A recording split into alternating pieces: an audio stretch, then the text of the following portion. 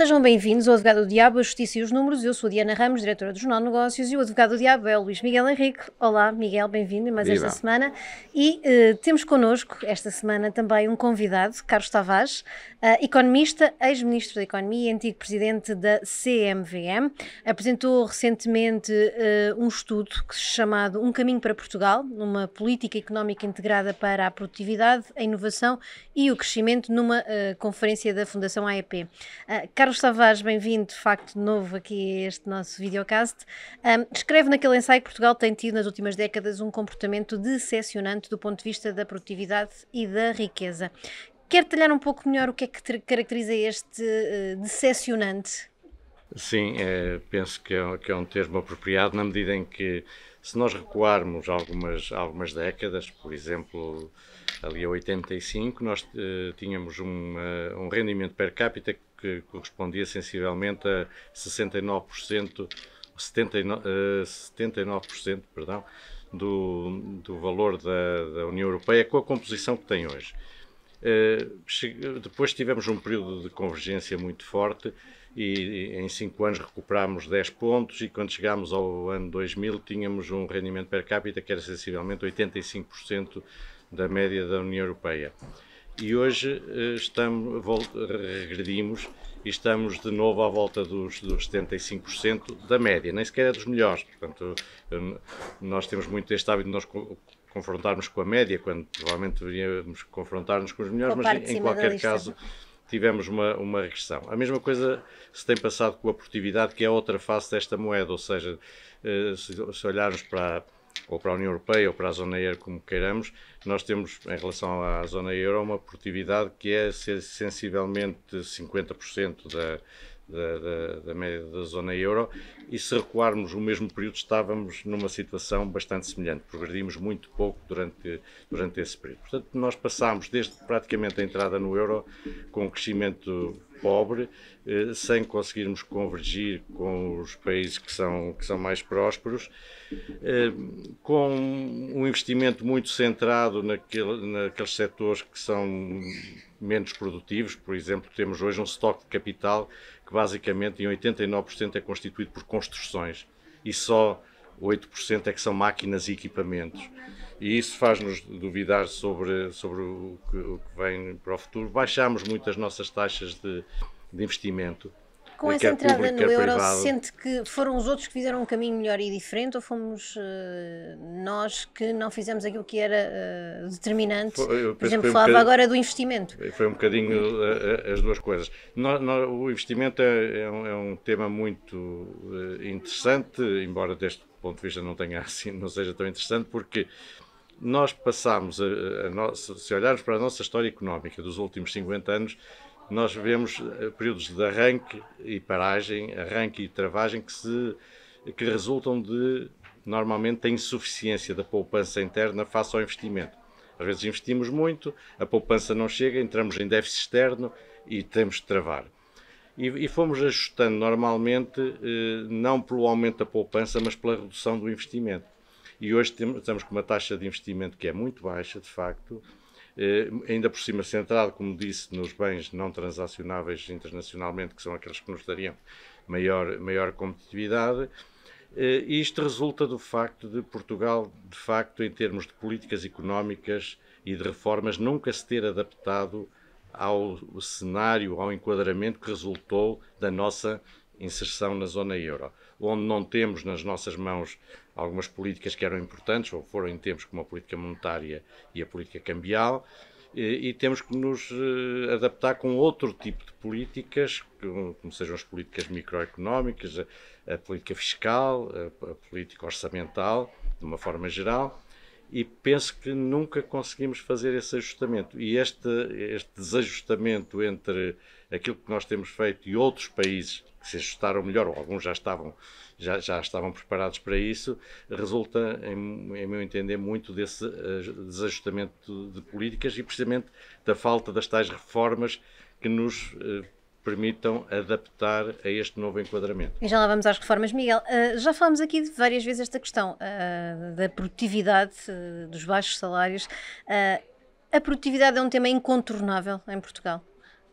Ou a baixa produtividade? Respondo já, mas queria só dar uma palavra de apreço em relação à pessoa do Dr. Carlos Tavares, com quem eu me cruzei profissionalmente 2 vezes e sempre a revi numa pessoa intelectualmente séria, uma pessoa bravíssima na forma de defesa de um conjunto de direitos de cidadãos. E daí devo-lhe, há muito tempo, quer no dossiê do BBP, quer no dossiê do BES, um grande apreço não só em meu nome, mas como em nome de um conjunto de cidadãos que foram usados e qual a presença do Dr. Carlos Tavares foi fundamental. Em relação à tua pergunta, vou-te dizer que é incontornável, mas não é inultrapassável. O problema aqui em relação a Portugal é que... Ninguém diria face aos dados económicos dos últimos anos. Vamos lá, duas questões que são fundamentais. Uma, já falámos também sobre isso, a falta de ambição, que se reflete naquilo que as palavras do Dr. Carlos Tavares é só automaticamente, ao querer comparar com a média e não quereres comparar com os melhores, isso tem logo um problema inicial de posicionamento. É essa a nossa meta? A nossa ambição máxima é ser mediano? É ser apenas mais ou menos? Ou é querer ser tão bom como os melhores? E isso é um problema claramente de falta de visão e de ambição de política e de liderança. Ponto número 1. Ponto número 2. Algo que também a história já me ensinou, desde que eu olho para estas coisas, é que em Portugal nós somos espetaculares a diagnosticar, mas somos não tão bons assim a implementar. Como eu trabalho também na área de consultadoria, isso é uma coisa relativamente fácil. Eu trabalhei em um conjunto de empresas de consultadoria que um dos problemas, às vezes, de trabalhar em equipa era a diagnosticar, nós somos espetaculares. O problema depois é entregares o dossiê ao cliente e esperar que ele faça tudo sozinho. Eu nunca vi bem isso. Portanto, o pôr a mão na massa, não é? Que era um termo que nós usávamos, não é para todos. E isso tem faltado a capacidade, depois de diagnosticares, depois de identificares o que tem que ser feito, e implementar. Mas uma coisa casa com a outra. Se tu não tiveres a visão e a ambição, e se não tiveres a capacidade de implementação, tu vais continuamente fazer um conjunto de diagnósticos, vais continuamente a ver o óbvio e o lógico, mas nunca passas da cepa torta. E esse é algo que realmente, e acabo como comecei, é incontornável, mas é ultrapassável. Tem que se ter visão, ambição e capacidade de implementação. Carlos Tavares, as ideias que apresentou naquele estudo, de alguma forma configuram, segundo aquilo que foi dito na altura em que ele foi apresentado, propostas objetivas de um programa de políticas e reformas que conduzem efetivamente a uma mudança estrutural e das condições de funcionamento da própria economia. Isto é uma espécie de programa do governo, ou poderia ser uma espécie de programa do governo, e que reformas são estas, na verdade? É um programa de economistas, não é? Eu penso que faz muita falta o debate económico e que tem havido um déficit, para além de todos os déficits que temos, tem havido um déficit de debate económico até na preparação dos atos eleitorais. Eu recordo-me quando eu dei uma ajuda ao Dr. Durão Barroso, quando ele foi eleito na campanha eleitoral, e recordo-me de um debate notável entre ele e o Dr. Ferro Rodrigues, na presença de empresários, foi na Vila da Feira, salvo erro, um debate sobre economia que eu não vi repetido praticamente desde então. Provavelmente é transversal a todos os partidos atualmente. E fez muita... A ideia de, por exemplo, lançar este estudo e este fórum, juntamente com a AEP e com a SEDES, para discutir políticas e não política, como eu costumo dizer, discutir políticas económicas, resultou precisamente dos últimos atos eleitorais em que eu constatei que não houve qualquer debate sobre os temas económicos que são muito importantes para todos, independentemente dos partidos. E penso que tem havido falta de recurso aos economistas. Nós, quando estamos doentes, vamos ao médico. Quando queremos construir uma casa, vamos a um arquiteto, um engenheiro, etc. Ora, aqui temos um problema económico. Não era mau que nós ouvíssemos mais os economistas, um bocadinho fora do ruído da discussão política do dia-a-dia. E foi nessa medida que nós programámos um conjunto de conferências onde economistas e académicos discutem ao longo de 10 conferências temas relacionados com a economia. Portanto, não são conferências políticas, não há políticos a abrir ou a fechar, as conferências são discussões técnicas. E aquilo que eu constatei é que nas duas primeiras, que envolveram pessoas de sensibilidades políticas diferentes, académicos, alguns ex-membros do governo, mas que estiveram na qualidade de académicos, houve uma convergência muito grande sobre é que precisamente, como diz o Dr. Luís Miguel Henrique, sobre aquilo que é preciso fazer. Falta fazer, falta também ter uma ideia integrada. Nós temos insistido muito nesta questão da política integrada, porque nós vemos hoje muita discussão sobre medidas isoladas de política e muito pouca discussão sobre uma política económica integrada. Já se criticou muito a política de PowerPoint. Exatamente. Mas qual é o resultado disto? É que, e daqui a bocadinho posso dar alguns exemplos, há políticas que depois são incompatíveis entre si. Muitas vezes há políticas que são oriundas de um Ministério, que outro Ministério tem uma política que choca com a primeira e que as inutilizam. E, portanto, era bom que houvesse este entendimento sobre aquilo que são os problemas que temos e não tentar esquecer que temos problemas, porque às vezes, fruto de resultados de curto prazo, tendemos a dizer que está tudo bem na economia. Não está. Há muitos problemas estruturais que têm de ser resolvidos, sob pena de, no futuro, nos virmos a defrontar com problemas maiores.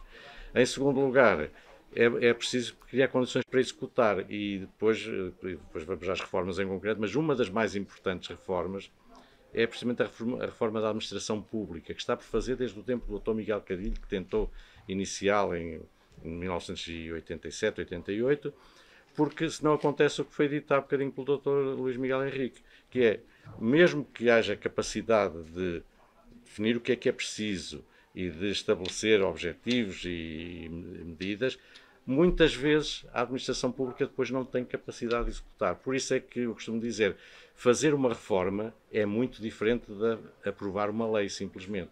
Porque há muitas leis que são aprovadas e depois não são executadas. Não tem reflexo prático. Miguel, tem faltado definição de políticas públicas orientadas para o crescimento e para a produtividade, falta ouvir os economistas, falta ir além do PowerPoint, o que é que falta? Deixa-me dizer-te o seguinte, acho que muitas das coisas, eu não querendo repetir a resposta, mas parte da pergunta implica a mesma resposta, que tem a ver muito com a falta de ambição. E até porque, nestas últimas décadas, toda a máquina de comunicação e a máquina de política vive muito mais do parecer do que do ser.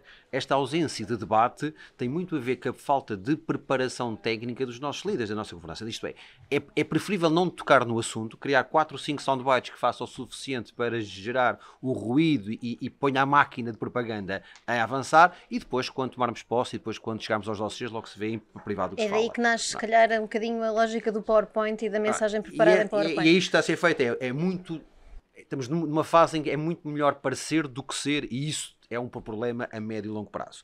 Se somarmos a isto outra questão que tem a ver com aquilo que tem sido um conjunto de exigências em que se fala e pede-se muito uma melhor distribuição, mas não pela criação, e falta riqueza.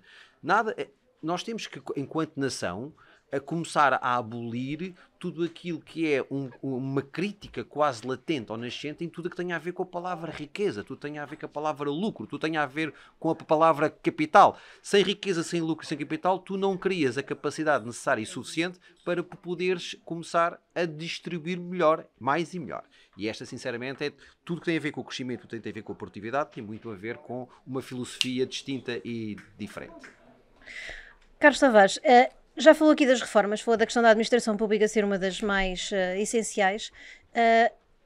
O que é que acha daqueles 50 áreas e dos 5 eixos que elencaram como prioritários, que é o mais prioritário a fazer ou o mais imediato para aquilo que são também as necessidades do país? Não sei se será a administração pública, se acha que é outra. A administração pública é uma delas, mas houve um conjunto de poucos campos, digamos, que foram absolutamente consensuais entre os economistas e académicos. Nos fóruns que tivemos já. Na conferência que tivemos, e como disse, pessoas que ocuparam até lugares governativos em governos de partidos diferentes, mas que foram absolutamente consensuais. A administração pública é uma delas, seguramente. A questão fiscal é outra. Nós temos um problema de reforma fiscal. Tivemos uma boa reforma fiscal feita no tempo do Dr. Miguel Cadilho e dos governos do professor Cavaco Silva, que ficou consistente, ficou coerente, e depois todos os anos no orçamento o chamado Estatuto dos Benefícios Fiscais é vítima de uma série de alterações que tornam o sistema complexo, imprevisível e seguindo aquela lógica de fazer política fiscal através do orçamento anual, que é algo que não deve ser feito. O orçamento é um documento anual e, portanto, deve servir para isso. As medidas de fundo de natureza fiscal devem ser tomadas por leis próprias. Isto resultou também no facto de Portugal ser dos países que mais benefícios fiscais tem. E, portanto, temos simultaneamente taxas bastante altas e temos muitos benefícios fiscais que beneficiam, sobretudo, no caso das empresas, aquelas que têm mais capacidade de os saber utilizar, de recorrer a meios para os saber utilizar. E, portanto, nós temos um orçamento que é muito centrado numa penalização excessiva do trabalho e da produção e temos uma despesa pública muito centrada em despesas correntes, pouco nas de capital. Hoje temos uma taxa de investimento público que é das mais baixas de sempre e temos também uma conta com juros que tem sido baixa, mas que não vai continuar a ser baixa no futuro. E, portanto, a margem orçamental vai-se reduzir. Há outro tema que foi absolutamente unânime e que eu penso que tem sido visto com alguma complacência, que é o da segurança social. Se nada for feito, isto são cálculos da Comissão, do relatório da Comissão Europeia, daqui a 40 anos, e não será tanto como isto, quando a Diana se reformar, provavelmente espero que bastante antes. terá direito a uma reforma que será 30% do seu último salário, se nada for feito. Eu acho que não podemos ter complacência com isto. Ninguém tem noção de que a taxa de substituição é de facto muito baixa face àquilo que foi o rendimento. Ou então, se pretenderem manter os benefícios, têm que recorrer ao Orçamento de Estado e isso implicaria aumentar o déficit público em 4 pontos percentuais, só por isso. Se lhe somar mais aquilo que vem dos juros, veremos as dificuldades que temos em termos de orçamento. Outro tema que foi muito pacífico e que eu penso que é um problema, a concorrência. Nós temos um bom sistema de regulação da concorrência, mas não quer dizer que tenhamos uma boa política de concorrência. E isso é notório pelo facto, por exemplo, dos preços sobre o mercado interno subirem mais do que os nossos preços sobre os mercados externos. E o que denota e as margens no mercado interno são maiores que as margens nos mercados de exportação, por exemplo. Isso denota, de facto, um déficit de concorrência sobre o mercado interno. E há um outro tema que deixarei aqui ao Dr. Luís Miguel, que é o da justiça económica, que é uma fonte de distorção também da conconcorrência. Eu ia perguntar, Miguel, se havia coerência neste que estava a ser dito ou se havia alguma coisa mais a acrescentar, mas está também aqui a questão da justiça económica. Nós não combinámos, mas claramente... O consenso é quase... Claramente que a fiscal e a administração pública estão em qualquer lista, em qualquer shortlist, estão logo no top, mas depois eu tenho duas que... Porque a questão da concorrência, claramente, é alguém que tem uma visão mais economicista da questão. Quando vejo para o lado da justiça, não é? Tanto ele fica do lado dos números, aqui fica do lado da justiça, claramente que o sistema judicial, os tribunais, são neste momento não uma ferramenta ao serviço do mercado, ao serviço das pessoas, ao serviço das empresas, mas contra as pessoas, contra as empresas, contra soltar a vida porque conflitos vai sempre havê-los e se tu não tiveres uma máquina que os consiga atempadamente resolver, não crias confiança, não crias investimento, não há investimento, não há crescimento, não há produtividade. Portanto, é um efeito dominó. Deixa-me só juntar, além da questão da justiça, uma que é sempre um tabu para mexer. Mas se não quiseres mexer na lei laboral, não vais conseguir mexer na produtividade. Ponto. Eu sei que é muito difícil os políticos tomarem isto, é mais fácil estar sentado aqui e falar, mas claramente, quando alguém quiser olhar e não só para o problema, mas fazer, não querer mexer nisso é não mexer numa grande parte da equação. A longo prazo, tirando estas todas, e aqui um bocadinho também fruto daquilo que faço na vida, na academia, é a educação. Eu vejo, neste momento, uma das grandes reformas que têm que ser pensadas, e basta olhar não só para o problema diário que vivem os professores, mas ao teres aquilo aqueles professores, ao educarem as nossas crianças e os nossos jovens do futuro, os nossos profissionais do futuro, alguma coisa vai correr mal. Olhar para a educação, começar até não é só nas infraestruturas ou na carreira docente, é também no que é que lhes ensinas, nos conteúdos que lhes passa, a ensinar alunos de igual da forma, com os mesmos módulos e modelos de há 50 anos, é viver num mundo completamente à parte. Portanto, além de todas aquelas que são mais ou menos tecnocratas, eu sinceramente, para uma visão de médio e longo prazo de um Portugal melhor, teria que juntar uma reforma da educação. Eu subscrevo esta da educação, tal como da saúde, porque é, para além de todos os aspectos que estão associados, é também uma forma de valorizar o capital humano e de aumentar a produtividade. Curiosamente, nós não gastamos pouco em saúde e educação.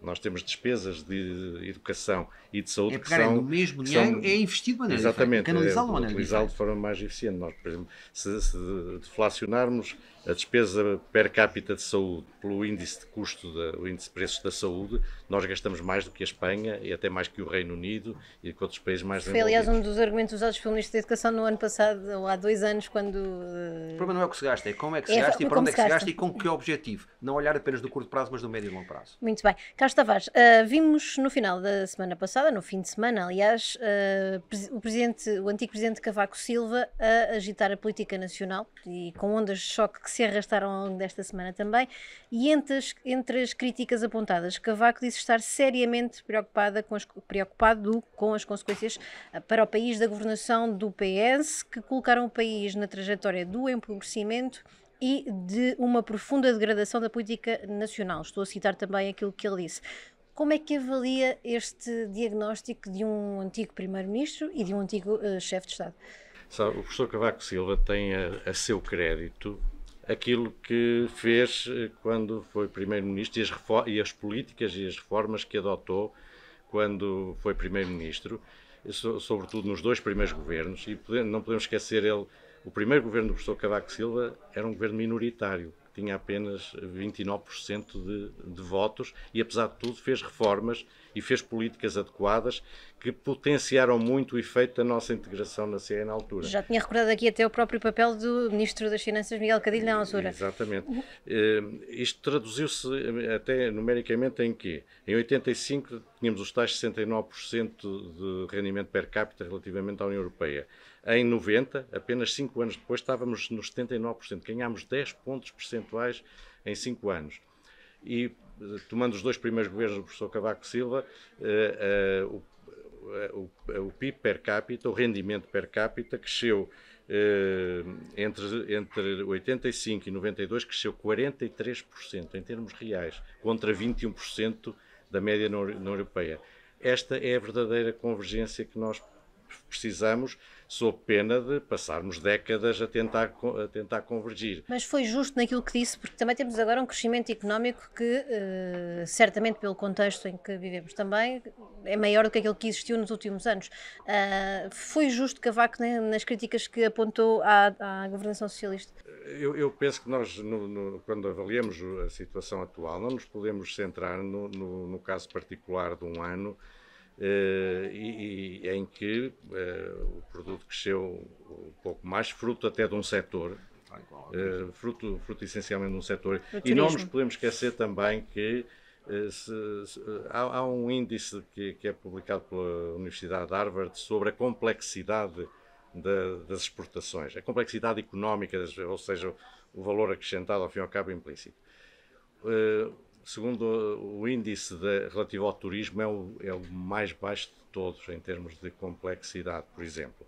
E Portugal é anotado está em 34º lugar, praticamente só tem 3 ou 4 países da União Europeia atrás dele nesse índice. E, portanto, o pior que nos pode acontecer é olharmos para um resultado de curto prazo e pensarmos que está tudo resolvido. Se nós olharmos, por exemplo, os últimos 8 anos, por exemplo, o diferencial de crescimento de Portugal relativamente à média da União Europeia foi 0,5%.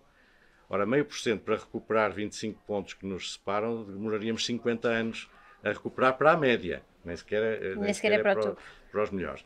E, portanto, eu penso que o melhor serviço que neste momento os governos podem fazer é identificar estes problemas com clareza e transmiti-los com toda a verdade e depois adotar as medidas necessárias. Esse é o melhor serviço que eu penso que pode ser prestado. Miguel, como é que olha para o que disse Cavaco? Duas palavras que eu escolho da citação que tiveste, que tem a ver com colocar o país na trajetória do empobrecimento. Eu acho que mais do que o empobrecimento, aquilo que o professor Cavaco Silva teve foi, a determinado momento, a criação de uma estrutura forte, de uma boa classe média. De uma grande, de uma classe média, de uma classe média alta, de uma chamada que se andássemos nos compêndios de história, eu sou de humanísticas, se baixámos para para os últimos 500 ou 600 anos não há nenhuma nação que se tenha tornado rica sem uma burguesia. E a burguesia é a classe média, aquilo que nós estamos nos compêndios de história. O que aconteceu nos últimos... Esta questão do empobrecimento, eu sinceramente vejo mais o ataque que foi feito, fruto de um conjunto de circunstâncias, a essa classe média. Basicamente, hoje tens...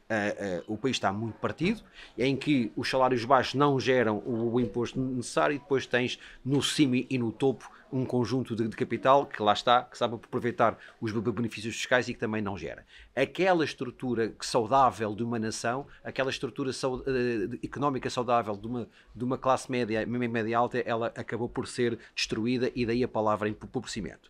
A segunda palavra que escolho da citação que fiz é a palavra da degradação da política e tem muito a ver com a falta de credibilidade.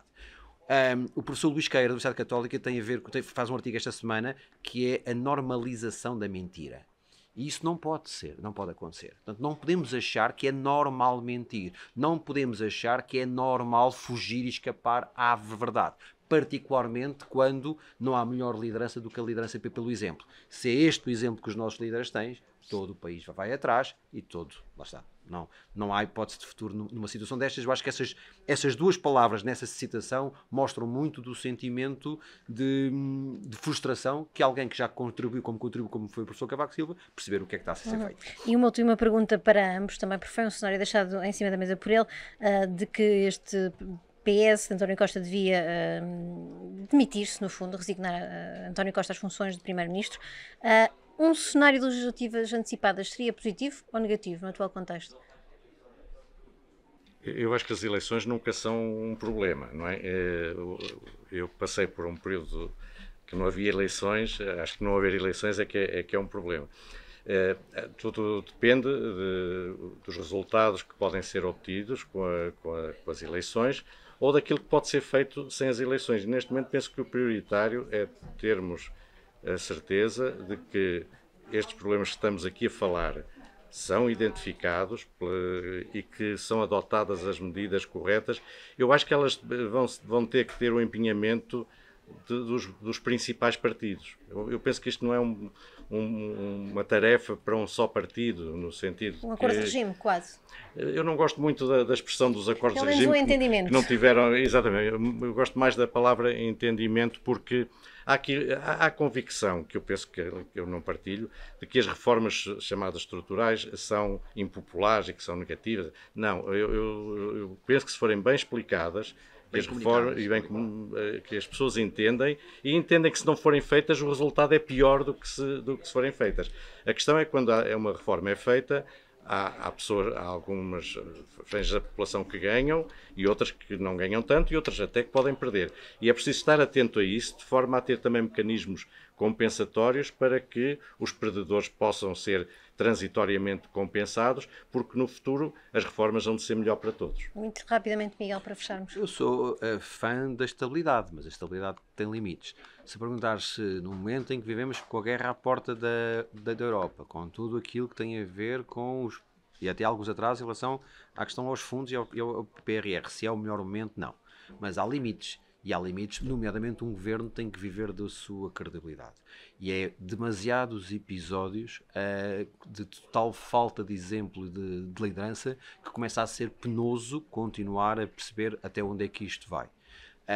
Achar que este governo tem condições para exercer o seu mandato até final começa a ser mais um exercício de fábula e de imaginação do que propriamente de exercício de alguma perspectiva real. Muito bem, está assim encerrado mais um Advogado do Diabo, a Justiça e os Números. Obrigada, Carlos Tavares, por se ter juntado a nós esta semana. Obrigada, Miguel, também. Para a semana cá estamos.